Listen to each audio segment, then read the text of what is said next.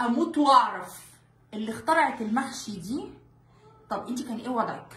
انا عايزه اعرف انت كان ايه وضعك، ايه كنيتك في الحياه، كنت متغاظه من مين علشان ابدا في محشي من الساعه 10:30 الصبح. تمام، خلينا نقول 11. كرنب، اسلق، اقطع الاول واسلق واشيل كل ورقه على جنب، ورقه ورقه. تمام، خدي لك فيها ساعه.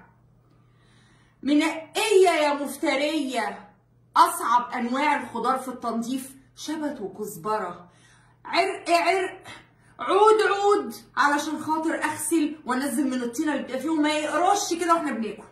ماشي، خدي لك في ده 10 دقايق يا ستي.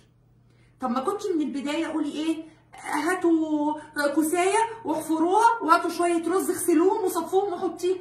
ليه لازمه المواد الكتيره اللي انت طالباها مننا علشان اطلع من المطبخ الساعه 8:30 بالليل وبعد كده مطلوب مني ايه؟ ادخل اغسل المواعين. نعم، مين حضرتك؟